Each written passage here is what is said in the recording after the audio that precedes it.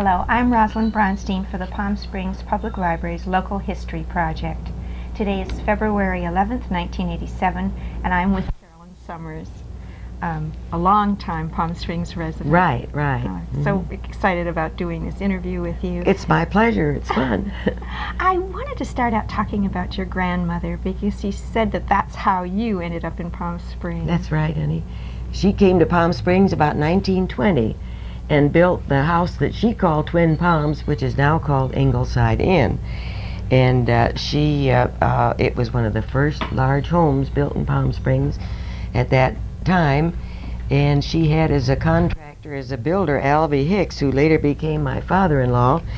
And he and my grandmother just laid out, she made a diagram on the sand of what she wanted. And he built the house without any architectural drawings or anything. How long did that take? Did you have any idea? About 1 year, I think, off and on. I think they worked through the summertime, and at one time I did have pictures of the building under construction, but I don't have any more of them. You said that she had come to California from Buffalo, New York. Right. She was widowed there in 1918 and decided that she'd had enough of Buffalo winters. So she came to Pasadena and driving down to the desert, she thought she discovered Palm Springs, and she stayed at the Desert Inn for a while and built the house. And my family, after my grandmother's death, they kept the house, my mother and father, until it was sold to Ruth Hardy. When was that? About 1936. Oh, I see. 36 or 37. Well, we had talked a bit about the building. How much of the original house is still there? Have they left that part pretty much I don't think intact? any of the original house was destroyed at all, but I believe they added on a lot more to it. I know Ruth Hardy did, because there was no swimming pool there, and the house was designed for my grandmother, who was a widow, but she had about 4 or 5 live-in help working for her, and a chauffeur and a footman. So there were 5 or 6 small rabbit-like rooms, and one large suite for my grandmother and one for guests. She had it elegantly furnished by a Hollywood decorator, and I have a picture of the house when it was first opened up and all, when my grandmother owned it. And these are interiors, photos by Stephen Willard, whom many old-timers will remember. But this was the living room here, which is now the entrance room to the Ingleside Inn. And this, I believe, is a den, which was our dining room there.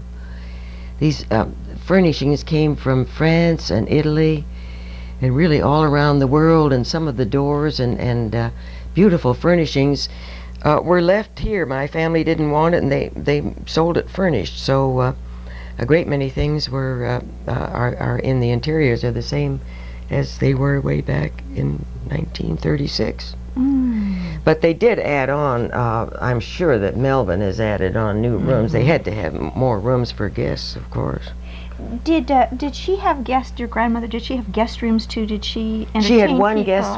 guest suite, and then her own suite, which was very elaborate. She had a bed that was supposed to be Queen Isabella's bed. This is still in Ingleside Inn, and we children used to call it the bed that Columbus discovered.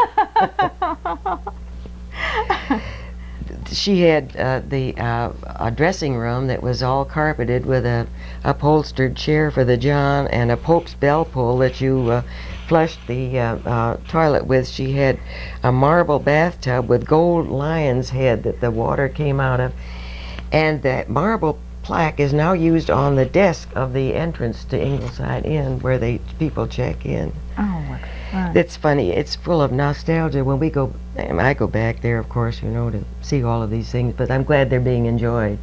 Oh, that's wonderful. You said that there are 2 fireplaces in the main room. When they were building the house, and my grandmother went there one day when it was under construction, and she had planned 2 sitting rooms here, a sitting room and a parlor, I guess. This room was to be had a partition dividing it here, and she said it's too small, knock out the partition, which they did. And so this room is just as large at this end as it is here, with another fireplace at the other end. made it a particularly charming room. Now, your grandmother stayed in Palm Springs till, you had said that she left when, 19... She only lived in the house a couple of winters, I believe. In about 1926, she moved to France, and she lived in Paris for the rest of her life. She died in 1932, but she had a beautiful home on the Avenue Marshal Foch, which is just off the Bois de Boulogne, and she had a villa in Monte Carlo where she would spend part of the time. We would visit her there every year, which was fun too. Oh, how wonderful. You had said something too about the car trips, that when she'd make the car trips down from Pasadena, that there was even a sense of danger about the... We, for 3 winters, my family and I lived in Santa Barbara, and we would plan to come to Palm Springs. We would take 2 days for the trip. We would stop in Pasadena overnight, and then start early in the morning to be sure to get to Palm Springs before dark, because it was a narrow road with lots of bumps in it like this, but the danger of a car breaking down or of bandits, because at that time there was a rumor that there were bandits that were attacking around the railroad station there, and that it would be unwise to go through there after dark. So it was really an adventure when you... It was an adventure coming to Palm Springs, 2 days from Santa Barbara. And how many of your family then were there who... Well, both my mother and father, spent a lot of time in Palm Springs. They had homes here until my dad died in 1969. Oh. So they were here, and both of my brothers. And my younger brother was married at Twin Palms, or Ingleside Inn. He and his wife Rebecca, and it was in March of '38 when we had the flood here, and all the roads were cut off. The guests couldn't get in, except my brother was able to fly in at the last minute. It was like there were lots of pioneering aspects to those days. A real sense of adventure, for sure. Was your grandmother, in the short time that she was here, was she involved in the local social life at all? Or?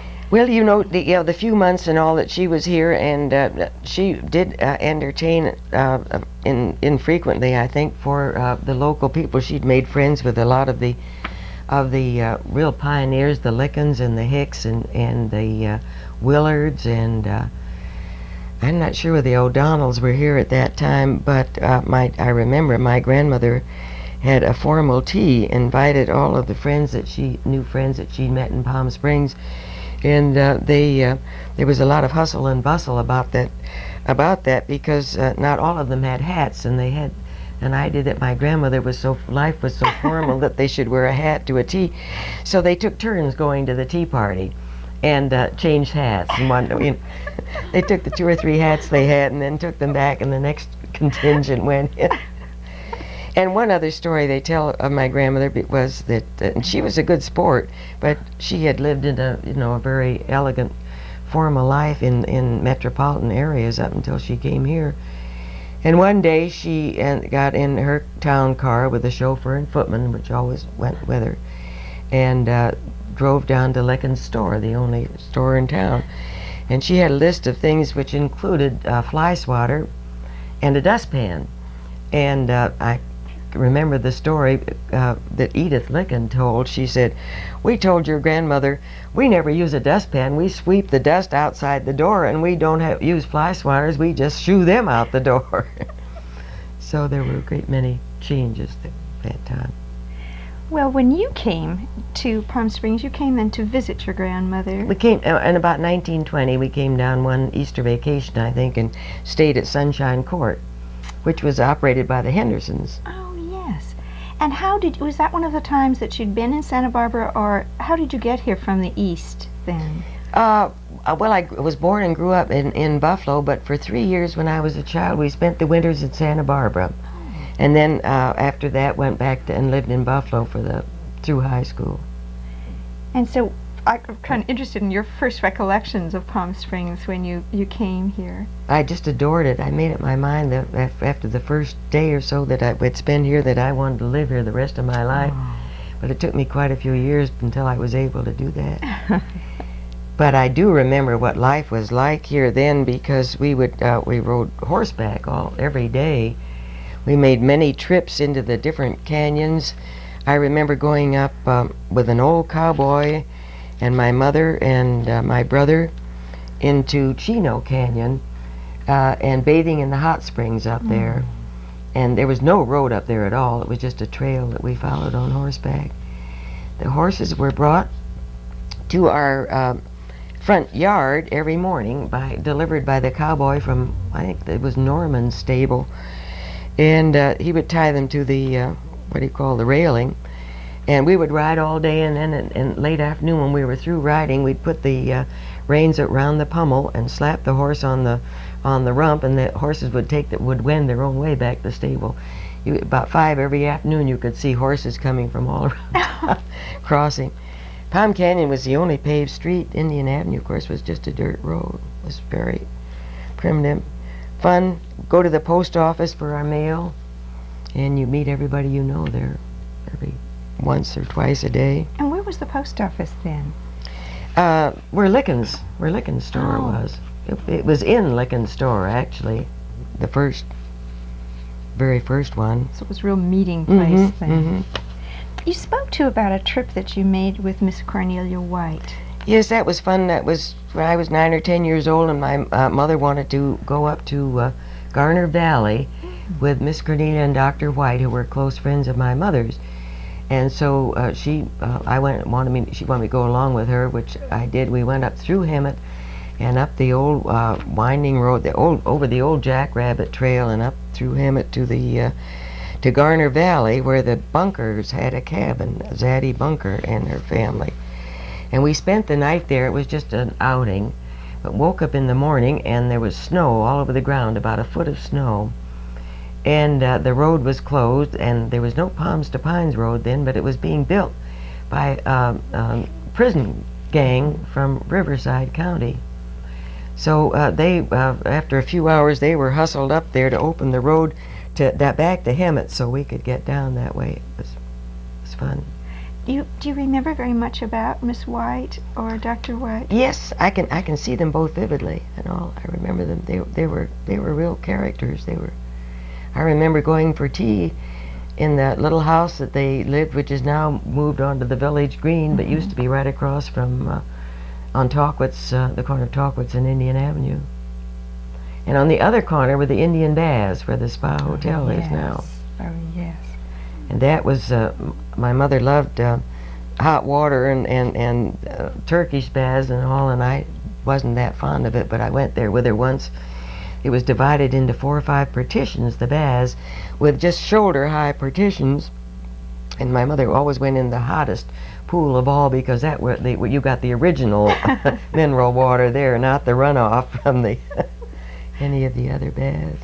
Did the Indians have that open all year, or was that just a seasonal kind of thing? We never stayed in the summertime. You know, there was no air conditioning of any kind at all.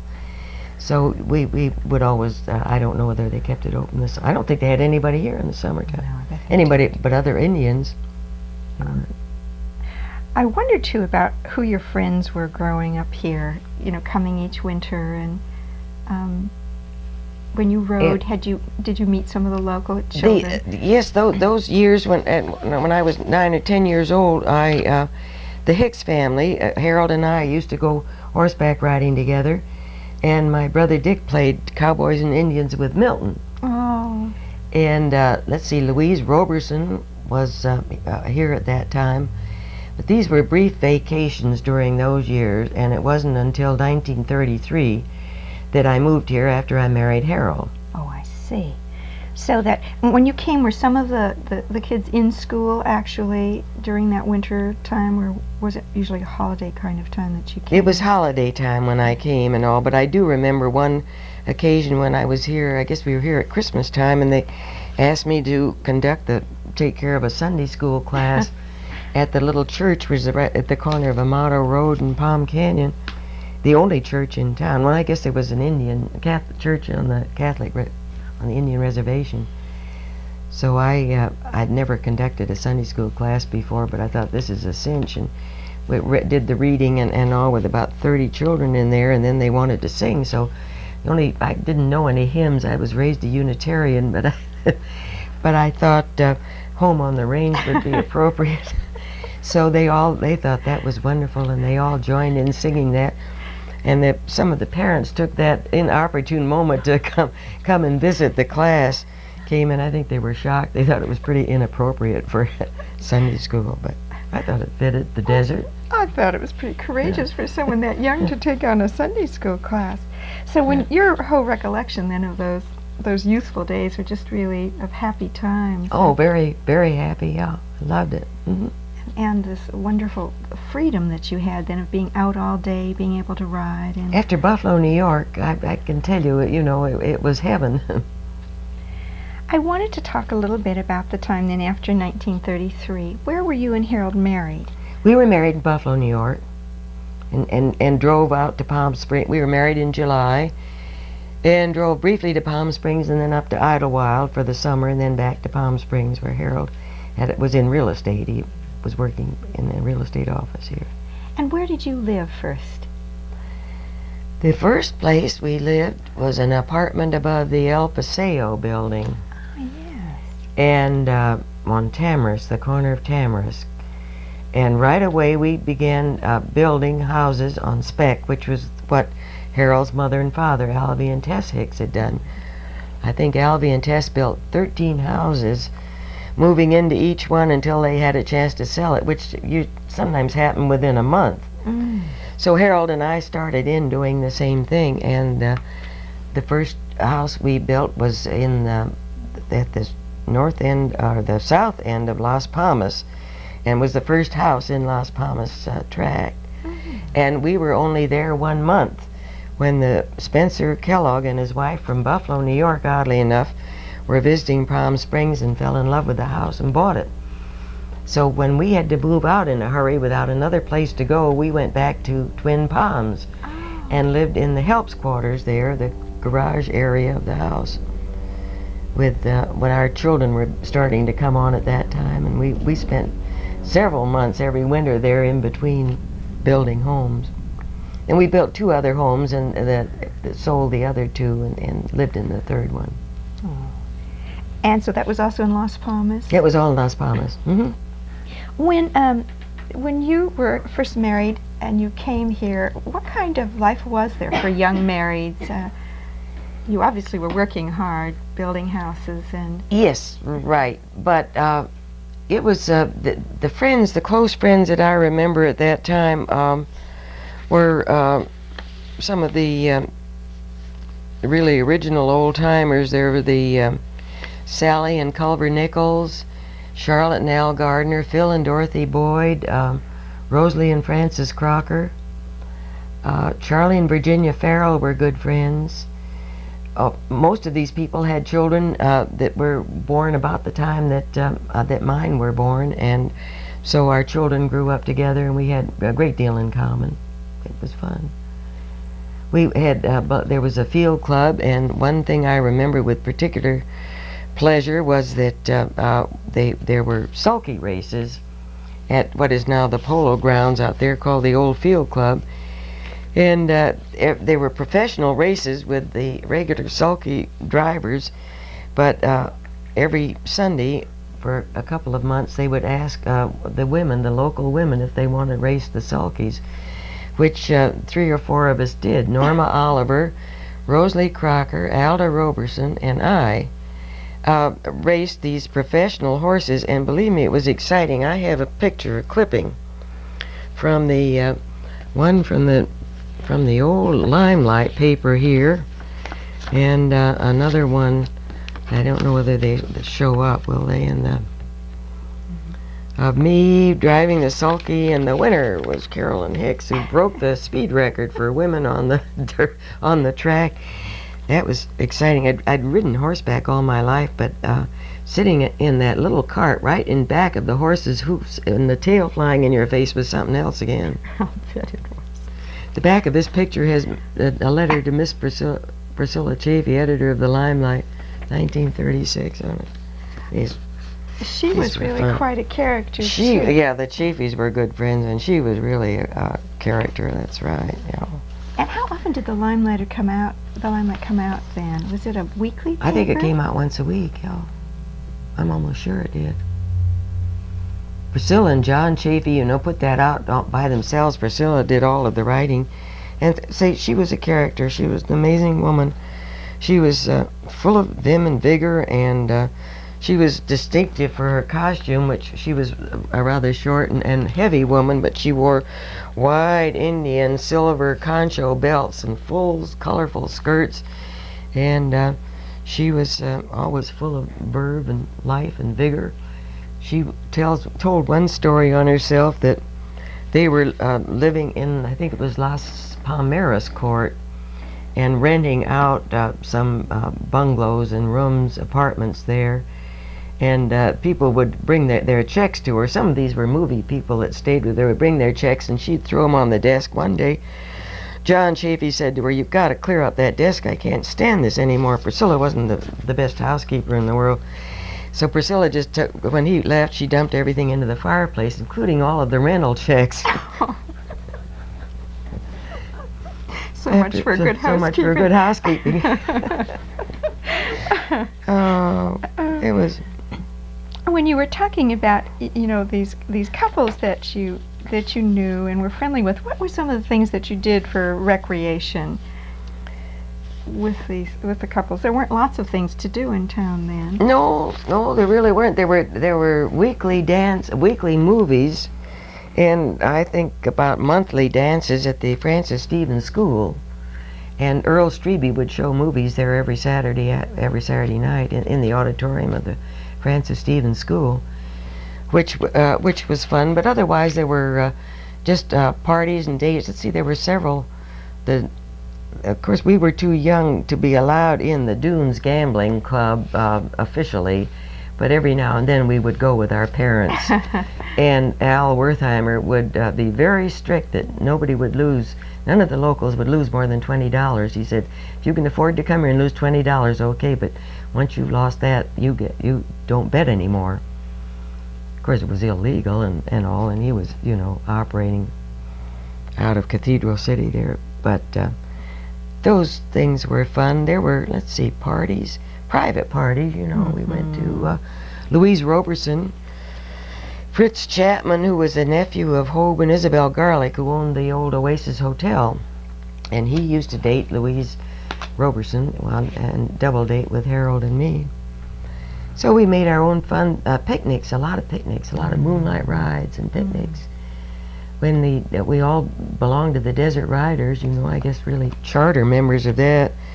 So that was a once a month trip, and I can remember that with great pleasure because some people I would rent horse by the month from the stables, but some people would have bring their own horses in, and there was one beautiful 5-gaited mare that they allowed me to ride, and I remember riding her on a moonlight picnic, and she bounced me. She was afraid of the moonlight and the dark and all those people, so she reared up, and I went right off, landing on my seat, but not hurting myself. I got back on and we rode home all right.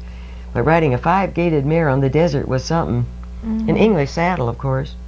Most everybody rode Western, but this was fun. Had you done much riding back east as well? So. Yeah, I used to ride in horse shows there. It was a more formal, obviously, type of riding, but I loved the Western riding. You had told me a little bit about a bridge club that you had in those days.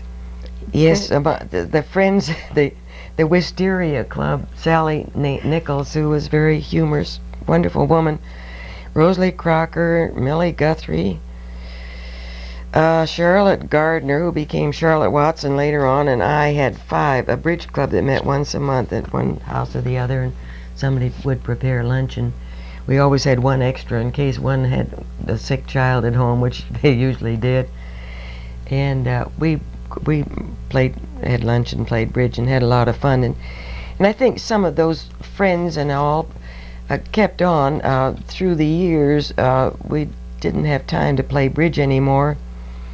As our children were growing up, there was no hospital in Palm Springs, and all my 4 children were born in Riverside. that was a long trip at that time. It was about an hour and a half, and if you started labor in Palm Springs and had to get into the Riverside Community Hospital, it was a little frightening. But we also, after the children were born, we went in there to the doctors and to buy shoes for the kids because there wasn't any children's clothing store here in Palm Springs. There were many disadvantages of being a little village, but it was far outweighed by the advantages, I think. You put a letter in the mail and just put village on it, and the name and village, and we would go or be arrived at the right to the right person. So in raising the children, and you were very reliant on this traveling back and forth to Riverside. I certainly was, yes, because we never. And then during the war years, we didn't have any doctors here. They opened up Torney Hospital in an emergency, and I did have to use it in an emergency for one of my children at one time. Well, for two of my children, as a matter of fact. Jimmy broke his leg when he was about 9 years old on the playing football on the school grounds, and he went to Torney. They gave him a Purple Heart. He spent the night there, and they put his leg in a cast, and I went to pick him up the next day, and he had a Purple Heart.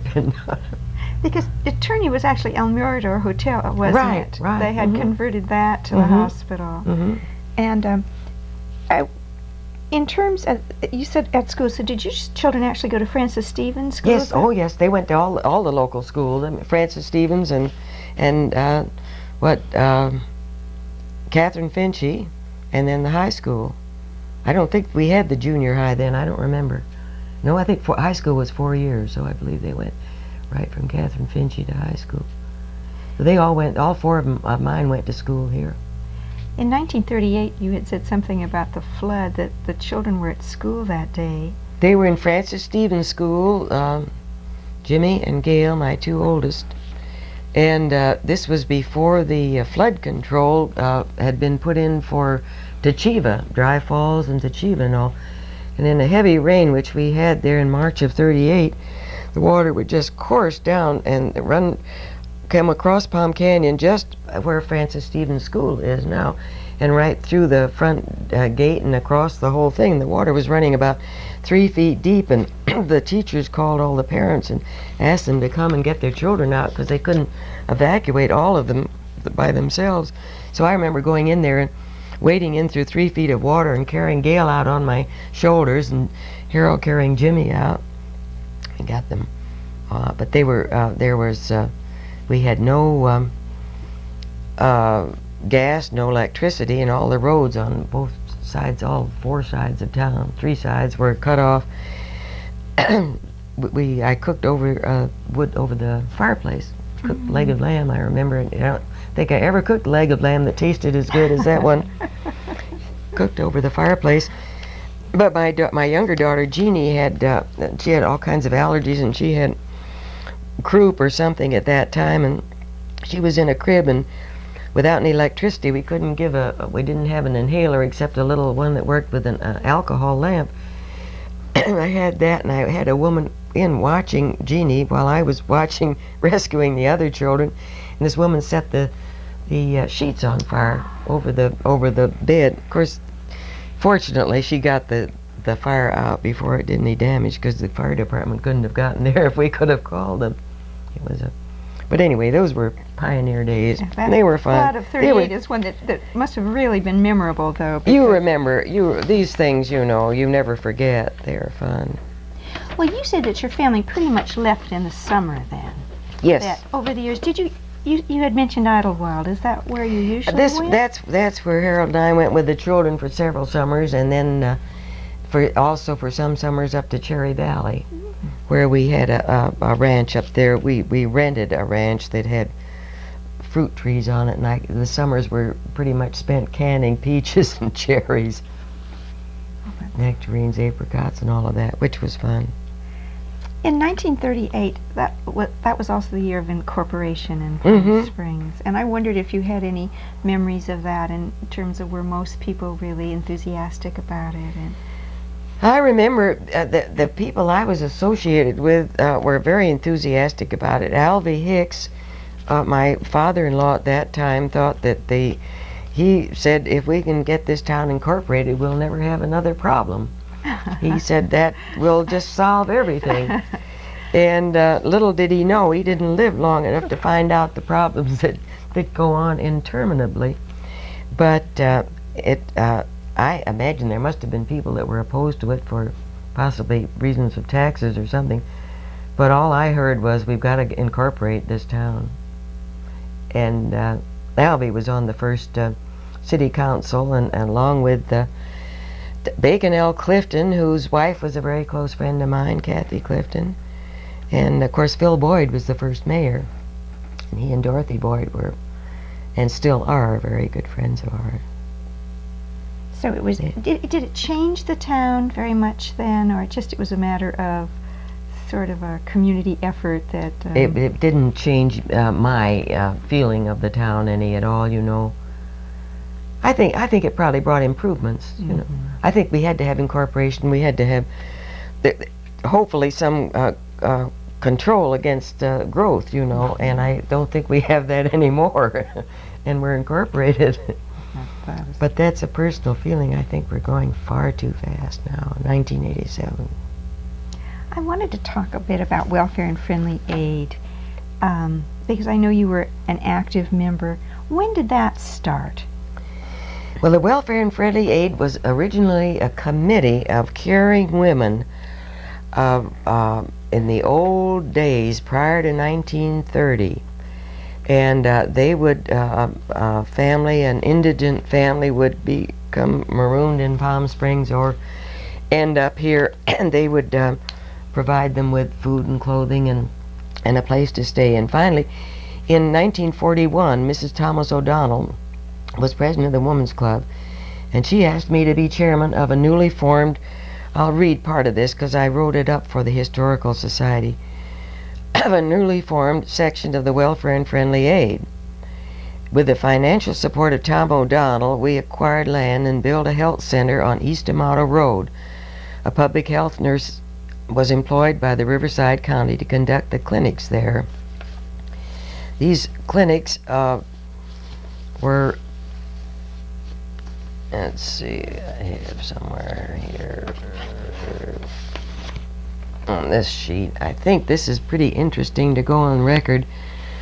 A resume of welfare projects during 43, 44, 45, and 46 includes building the health center with attendant problems of location, furnishings, and landscaping, distribution of food, clothing, and lunches to school children, the summer milk fund, supervision of tonsillectomies for needy children, distribution of Christmas baskets, collection of clothing and household effects, and operation of the Little House, and an annual drive for funds to carry on this work.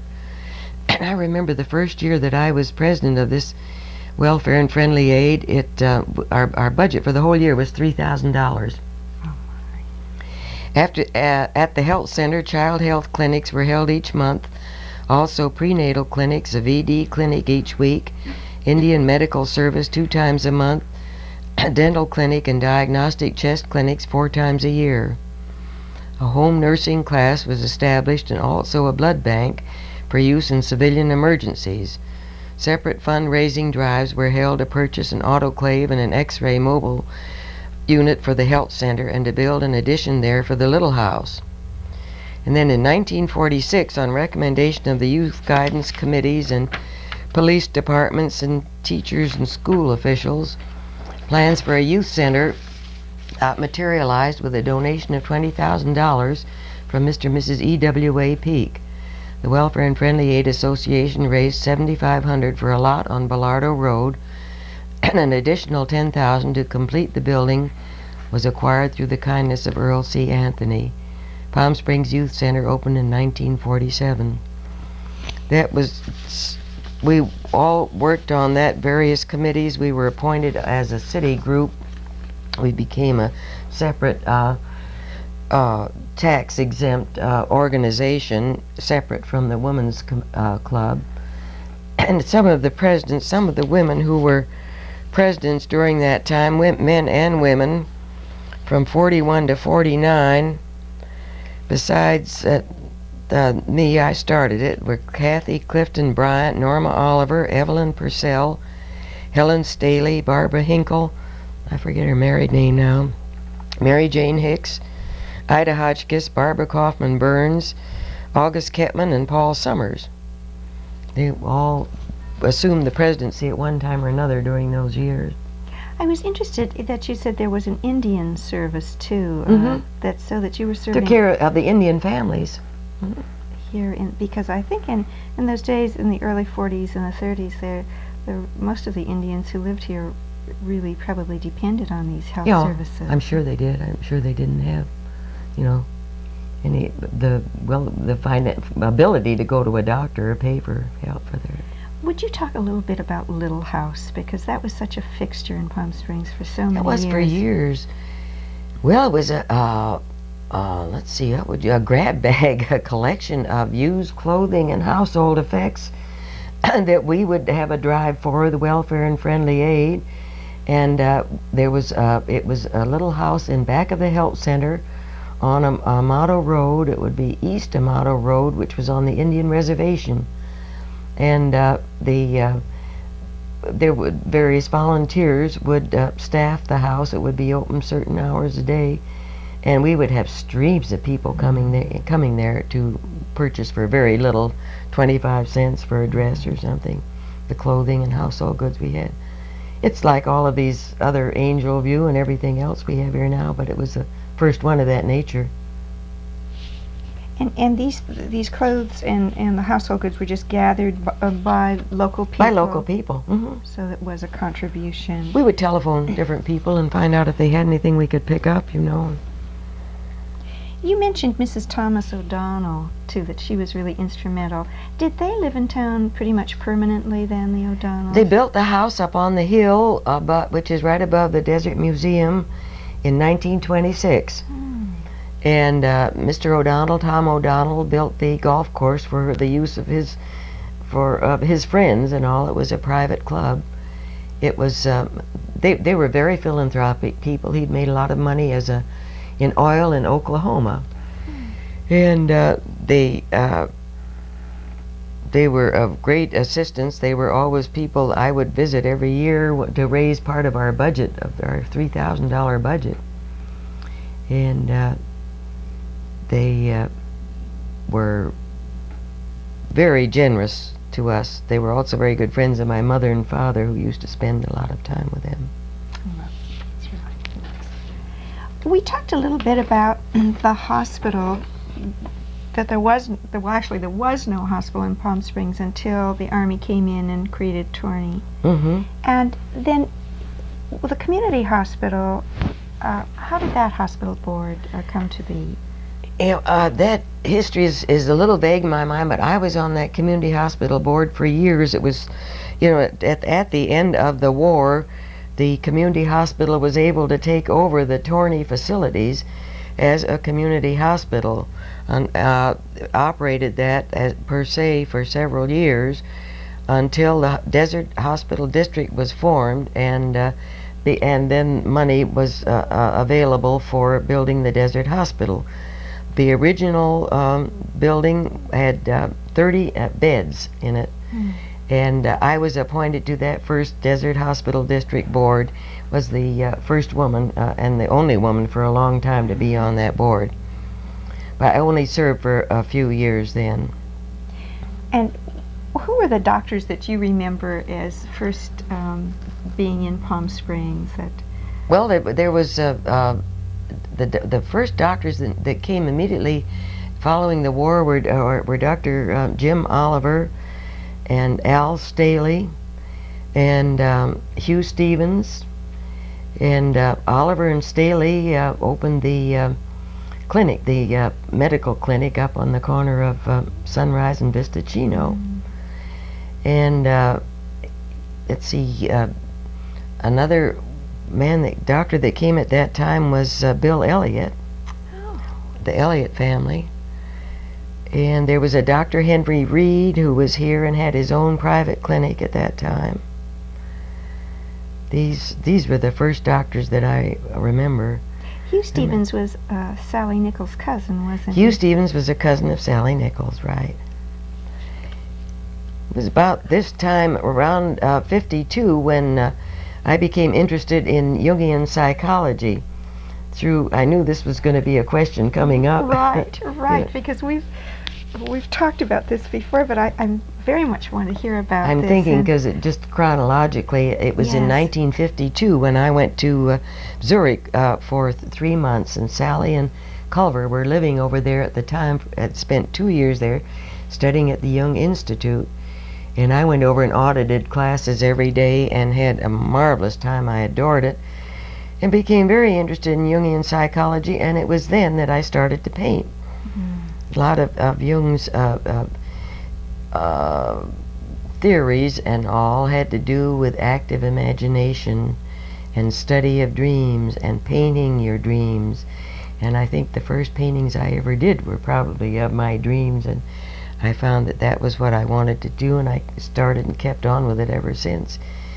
But at the end of their 2 years, when Sally and Nick came back to Palm Springs, she organized seminars here, and I think you were in Yes. one of those original seminars. I don't know whether we called them dream seminars at that time or Not the first ones. The first ones we did Shakespeare. we and- did, but from Sally's unique Jungian approach and perspective.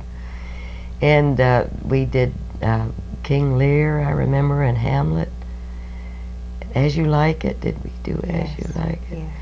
And then Sally continued on. She really had a wonderful, an interesting group of women and all who came to her for advice and all. She was a very wise woman. She became interested in tarot and in the tarot cards, and became very proficient with her Jungian approach to analysis of the tarot cards. In fact, she became quite famous before her death, and gave lectures on this in Los Angeles and San Francisco, and I believe in Houston or in Dallas or Houston, someplace down south. She was asked to talk to a Jungian club there. And She wrote a book which has been very successful, called Jung and Tarot. those of us who had the opportunity to work with her know. It was a real pleasure, wasn't it? And Yeah. I think it was an interesting collection of women, too, who were interested in developing an intellectual life. I know, yes. Try to remember all of them. I can't now, but I remember you, and I remember Nancy Watt and Marion Peterson And Reba. and Reba Mason. And Rosalie Crocker. Rosalie Crocker was in it too. Yeah. And we were talking about Ruth Applegarth and some people from That's right. Yes. India who came as well to join the group. Ruth was very interested in it, very much. I wanted to talk a little bit too about contributions you've made. I know that you were a member of the first board of Friends of the Library, and I particularly remember that you designed the motif, The logo. the logo that's used on all the Friends of the Library materials. That was fun, yes. Hmm. And I wanted you to talk a little bit about that beautiful Culbertson sculpture that's in the library. That was fun too. That the sculptor Philip Culbertson, who gave us that for the library, died about 4 months ago. Very untimely death. But it was 5 or 6 years ago, I guess. When was the new library built? It was maybe longer ago than that, 8 years. And I suggested that we might persuade Phil to do a sculpture that would hang over the fountain in the new library, and it was to be suspended from the ceiling over a fountain of moving water. And I wrote a note to 8 or 10 friends that I knew might be willing to donate to this, and raised about $1,000 for it, which paid for the materials of the stainless steel. And Phil Culbertson donated all his work and expertise and installation, but the library board at the last minute wouldn't let us hang it over the fountain. They didn't like that idea, so it was put on a stand and is now alongside the fountain. For a while it was out in the patio, but the the vandals got to it, the kids would jump over the wall and swing on it. And I know that the sculptor did repair it for the library. He repaired it twice. Twice. As another gift to the library. Right. Too. Oh. Well, I want to talk about your painting a bit too, because it really changed your life. That's right, it did. Well, I began, as I say, painting in '52. I was in Zurich. That shortly thereafter, Harold and I were divorced, and I married Paul Summers. And when we moved into our house here on Alejo Road, we had 2 young children. His youngest son, who is my adopted son, was 7 at the time, but my children were grown up and pretty much far out of the nest.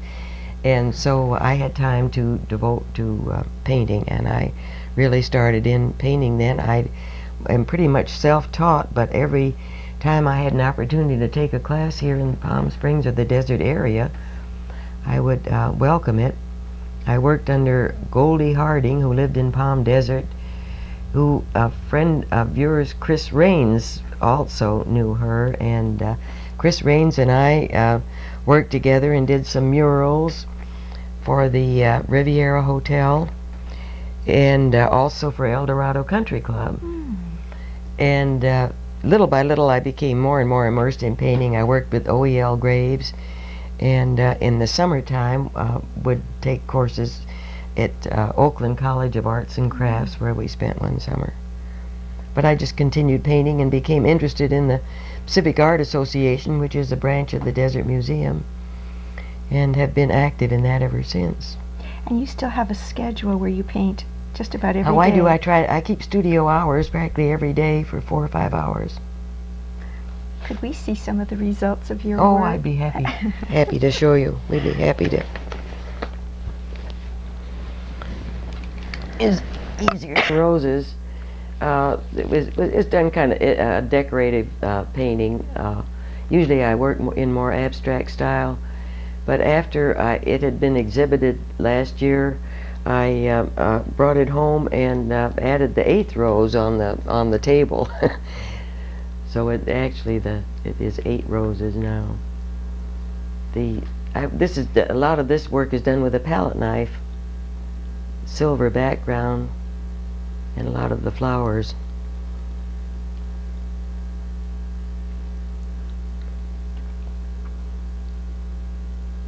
This next one is called Kitchen Medley. And one day I started a painting. I had the bare canvas. There's nothing more beautiful than a perfectly white, spotless canvas, and there's nothing more frightening either. So I had the African daisies on the windowsill, and I put them on the table in the kitchen, and the lemons and the apple, and cut one apple in half and found the onions, and I needed something with an interesting pattern, so I thought, I think I have half a cauliflower, and that I thought was the pièce de résistance. It made it, and so I did a sketch of it sitting on the leaning against the stove and working on the canvas, and then took it out in the studio and worked it into a painting. Oh, the olives were added later because somebody said it needs a touch of red in that on that corner. That's lovely. Maybe if you turn off the, well, is that overhead light going to give a glare on that one there? Can you? Would it be You get a reflection on the glare on oil paintings. This one is called Zen and the Art of Archery. And everybody, both of you women, I'm sure, remember that book. And it's a psychological thing book that impressed me very much when I read it, and I thought, this figure that is developing in this painting, which was completely abstract, is beginning to look like an archer to me, so I'm going to follow through with it and make a target. But he's not taking aim right at the middle of the target, because he is aiming above it for concentration or whatever. This is a painting, let's see, untitled. I don't think I ever thought of a title for this one, but I just worked with abstract shapes, and I thought I have great fondness for Picasso's work, so I think this shows a little of the influence of Picasso. And I have been planning to have a photograph, a 35 millimeter picture taken of this, so that I can use it for, have it made into a Christmas card, because I think the colors and the flowers and the faces and all would be very appropriate for a Christmas card. It would. But trying to get a good photograph of it isn't easy. I've had several professionally done, and the colors don't come out right. Now this is my love painting.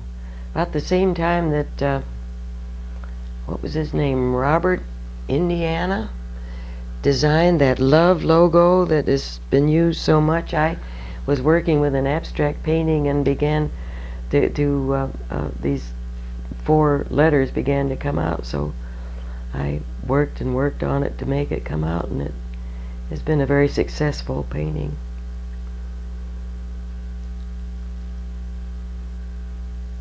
Many of the paintings that I do start with I just begin putting paint onto a canvas until some image comes out that I can develop into whatever memory that it reminds me of, or a story, or a myth, or whatever, a fairy tale even.